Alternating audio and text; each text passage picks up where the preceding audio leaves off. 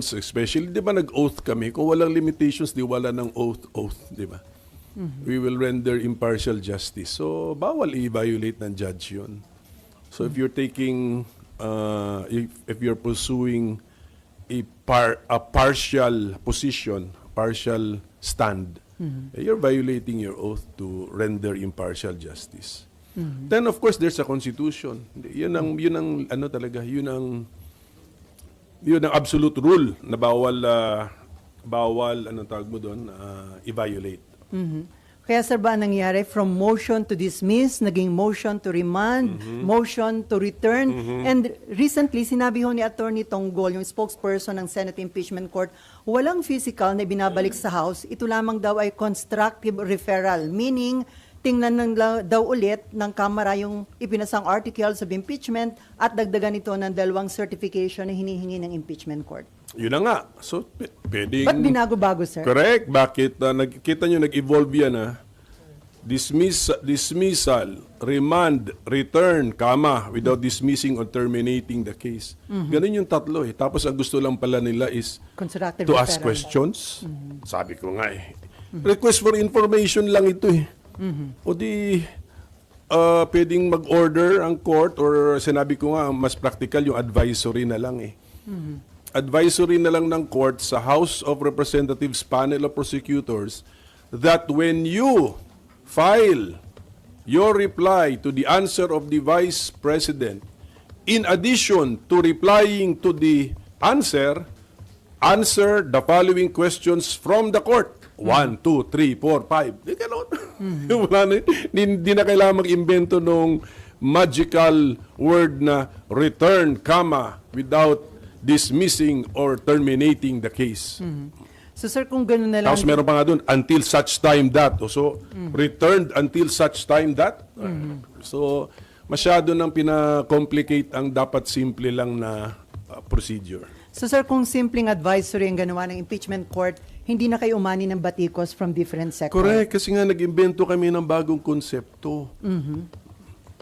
So sir, ano yun? Ang sabi nyo ba, nag-create ang impeachment court another issue to derail or to delay the impeachment? Ganun di ba ang impression nyo, sir? Imbis na simplihan mo yung proseso na madaling maintindihan ng lahat, hindi lang ng taong bayan, but pati yung parties to the case, para madaling makakomply, diretso lang sana, medyo lumiko ka, kumorbada ka, bumaba ka, tumaas ka. Di marami ngayon pwede maka-imagine ng legal issues, hindi ba?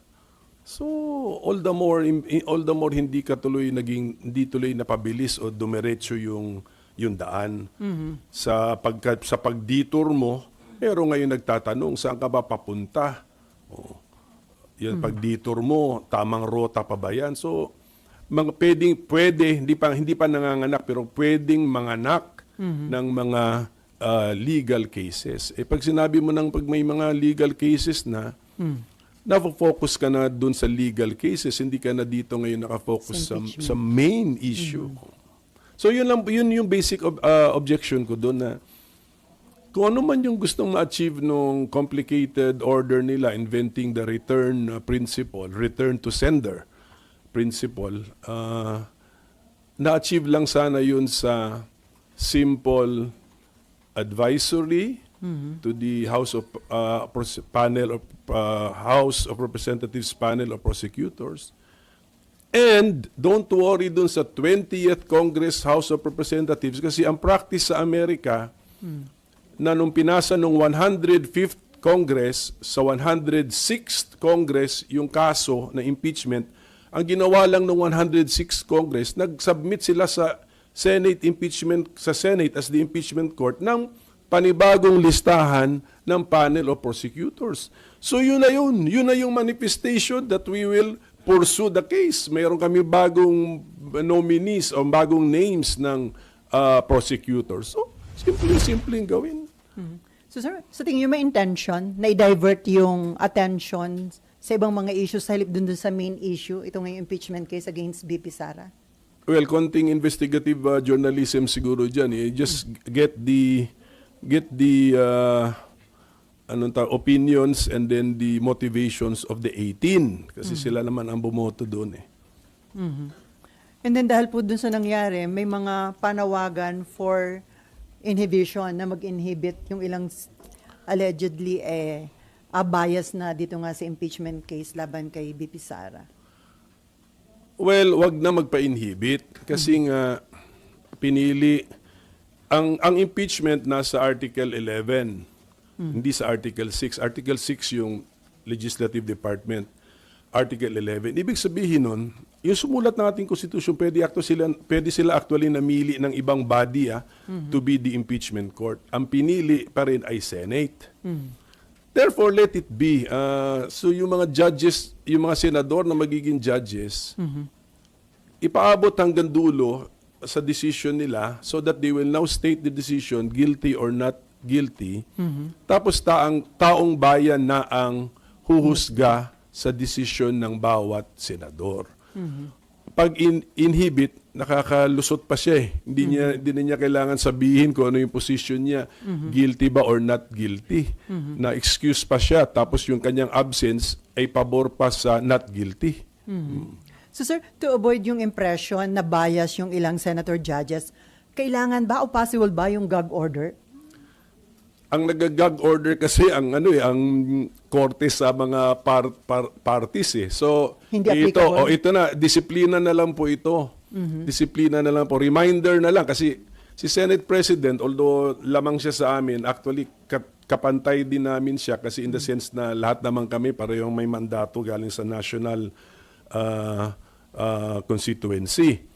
So payo na lang being the Senate President, ang aming Senate President ngayon, abogado naman, nag-practice din siya.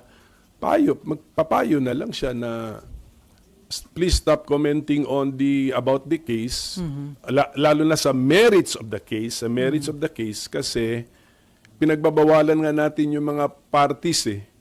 Pinagbabawalan ng parties na magkomento sa merits ng case sa labas ng korte. So, dapat yung nagbabawal din, meron din dapat sapat na disiplina to also observe. Kagaya nyo, ang sabi nyo, you observe code neutrality. The cold neutrality of an impartial judge. Sir, over the weekend, sinabi nyo na hindi pa kayo ready to answer yung legal question na kapag may mga mag-inhibit, anong number magiging basis for conviction? Ngayon ba, naaral nyo na at may sagot na kayo doon sa tanong na yon? Ang logical answer, kasi hindi ko alam kung tama ako, pero sa wording lang ng Constitution, kailangan all the members of the Senate and 2/3 doon ay magsabi ng guilty bago masabi nating na-convict ang impeached officer. So, kung mayroong senador na absent, may sakit, siraan tiyan, nasa abroad, nag-inhibit, nandun, ayaw magsalita, ayaw magpaliwanag, tinanong, guilty or not guilty, tumahimik lang, ay magsalita. O lahat yung hindi counted na nagsasalitang guilty. So, Binibilang natin dito yung sinasabi yung salitang guilty. Yun po ang bibilangin. So Hindi binibilang yung nagsabing not guilty. Hindi importante yun. Ang importante, ilan ang nagsabing guilty. So hindi nagsalita counted as what, sir? Hindi siya nagsabi ng guilty. So hindi siya counted sa guilty. Kailangan umabot yung guilty ng 16. Pag hindi umabot, there is no conviction. Ganun lang po yun. Hindi na lang natin sasabing not guilty but not convicted. Pero pwede din mag-abstain. Abstain, tahimik, umalis, nag-walk out, nag-absent. Pero yung abstention, considered as acquittal yun, sir?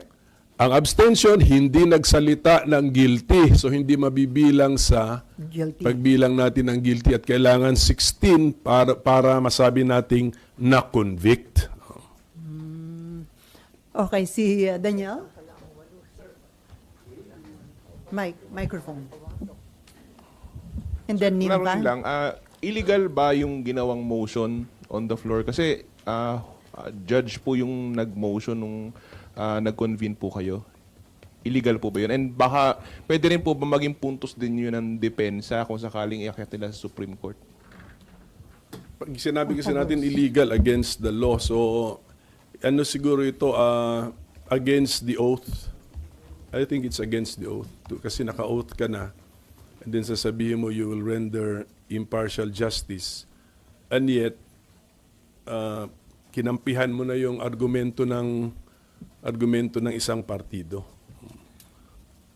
Pero, well, it has happened, and then hindi naman pinagbotohan. Actually, inatras eh. Inatras naman ni Senator Bato eh. Pero hindi naman kayo nagkaroon ng impression na well-planned yung nangyari kasi parang gano'n ang naging impression ni Senator Risa Ontiveros. Well, if that is what you call a well-planned action, 'di ba? Parang pinapa-withdraw yata kay Senator Bato, ayaw niyang i-withdraw eh. Tapos so I don't know if it might have been planned, but it was not well planned. Okay. Okay, Jan. Sir, masasabi po bang na paboran yung defense sa naging action po ng Senate? And on what way po? Na kung napaboran po sila? Doon sa botong 18.5. Kung ang delay at saka ambiguity ay pabor sa impeached officer, masasabi natin na paboran si impeached officer. Kasi number one, na-delay talaga. Nag-recognize ang Senate Impeachment Court ng pause. This is a pause consciously made or adopted by the Senate Impeachment Court. Nag-pause siya eh. Conscious niya ginagawa. And then nag-introduce siya ng mga legal concepts and proceedings or procedure na masasabi nating hindi supported by the words of the Constitution and the Senate impeachment rules. Hence, it is inviting what? Yung sinabi ko noon, it's inviting a case. And a case equals delay. So, yun po yun. So, yun po yung danger na nangyari doon. Sir, from Marlon Ramos, get well soon. How do you feel about other senator judges openly lawyering for the defendant in the Senate impeachment proceedings? Well, katulad na sinabi ko, since yun yung kaya nga sinasabi natin, 'di ba, ang impeachment halong judicial legal plus political. So, yun na po yun, meron din political price to pay. So, I will leave that to the judgment of the Filipino people. So, sila na po. Kaya nga, hindi nga ako conscious na naka-live pala tayo noon. Nalimutan ko na ganun palang interest sa impeachment. Naka-live na yata kayo, coverage. So ganun. So, ibig sabihin nun, ang taong bayan na talaga ang mag-judge po sa kilos, actuation, salita ng ating mga senator judges. Okay, before Mab, sir, yung kampo ni BP Sara, nag-submit na sila ng formal entry of BP Sara's lawyers. Patunay po ba ito na buhay at umuusad na yung proseso ng impeachment against the Vice President? Oo nga, pero pagkabasa ko, meron yatang ad cautelam pa, pati yung appearance. Ang ibig sabihin ad cautelam with caution. So, isipin mo, so ibig sabihin mo, meron pa silang gustong sabihin na nag-a-appear kami, pero may mga condition ito ha. So ibig sabihin nun, hindi ko alam kung ginamit nila na dahilan sa ad cautelam notice of appearance nila ay yung order ng impeachment court noong June, June 10. So imagine mo kung wala yung ganun, kung straightforward lang yung order. Mag-ad cautelam appearance pa ba ang mga abogado? Dapat lang yan, straightforward. Bakit? Kaya magtatanong ka, bakit with caution pa ang appearance nyo sa korte namin? Ano palang ibig nyo sabihin? Pero considering na from Fortune, Narvasa, and Salazar legal office, mga big time po ba itong mga abogado ni BP Sara? Kilalang law firm po yan. Okay, Mav. Sir, kapag ngayon po kasi 'di ba merong order, meron nga po pinapasubmit sa HOR. Sir, if they don't submit, what do you see happening? Meron po kasing concerns na magkaka-deadlock, di uusad, ano pong pwedeng mangyari kaya? Yun na nga. That's my point na it should have been straightforward procedure na lang. In the first place, merong ang presumption of regularity. Number two, ang initiation, sabi ng Constitution, ang initiation ng impeachment, duty and responsibility ng House. Ang trial and decision-making sa impeachment, duty and obligation ng responsibility ng Senado. Nag-file na nga ang House. Bakit pa namin sinasabing, certify nyo nga na, i-certify nyo nga na hindi unconstitutional yung ginawa nyo. Siyempre, nung kumilos ang House, siyempre sa mata ng House, hindi naman unconstitutional yung ginagawa nila. Wala namang Senate or House pag nagpapasa kami ng batas dito, although later declared unconstitutional by the Supreme Court. Nangyayari na yan. Not only today, but decades ago, nangyayari na yan. Hindi po consciously pinapasa ng Kongreso yan na we will consciously pass an unconstitutional law. Sa mata namin, when we passed it, it was constitutional. Although, nung further study ng Supreme Court, declared unconstitutional. So, ganun din yun. When the House passed that verified complaint, which became the articles of impeachment, sa mata nila, for sure, hindi unconstitutional yung ginagawa nila. O ngayon, binalik na namin para sagutin kami na, siyempre, hindi unconstitutional sa mata namin when we made it. So, it really caused unnecessary delay.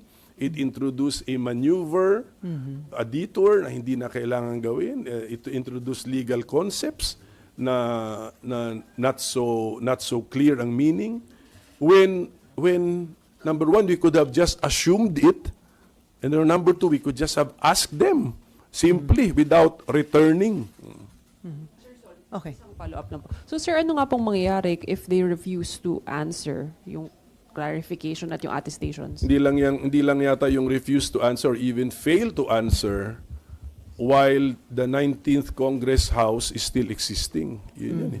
Pwede kasing hindi ka nag-refuse to answer but inabot ka na ng June 30, 12 noon. So yun na, nag-i-introduce tuloy ng other legal questions. Kaya nga, I hope the House of Representatives being a party to the case, sila nga ang nag-initiate nitong kasong ito, they should try their best to comply with the order of the Senate Impeachment Court. Kaya nga paano doon Comply sila kasi party sila at sila ang nag-file ng impeachment case. Pero sir, yung second order, parang mahirap nila i-comply. Hindi pa naman daw, wala pa yung 20th Congress. Doon na yun. No. So pag pinanganak na yung kausap. Yung kausap na Senate Impeachment Court sa second paragraph, hindi pa pinapanganak. Okay. Another question from Marlon Ramos. Is there a need for the Senate to wait for the Supreme Court's intervention even on matters that impeachment court could decide on? No, do not wait for the Supreme Court to act. Ang Supreme Court hindi namin consultant. Huwag namin itratong consultant ang Supreme Court. So tuloy lang Lahat dapat. ng mga maliit na bagay, pasa sa Supreme Court, pasa. Hindi po, hindi consultant ang Supreme Court. Sa dami rin ng caseload ng Supreme Court. Anyway. And- Di ba may, I think dalawa yata yung nakapile sa Supreme Court. And then parang wala pa silang ginagawang decision. So ibig sabihin, sir, talagang parang gusto lang nila magtuloy lang talaga yung impeachment. Tingin niyo ba? Yung mga kaso sa Supreme Court, pag na-file na, let them be. Let them be. So, and then kung may TRO, sunod tayo. Pag walang TRO, dapat naniniwala tayo sa inumpisahan nating procedure na pwedeng ituloy. So sir, tingin niyo ba, sir, since hindi naman sila naglalabas talaga ng TRO, so ang message ba tingin niyo ng Supreme Court is talagang dapat ituloy lang? Walang message ang Supreme Court. Hindi siya political body.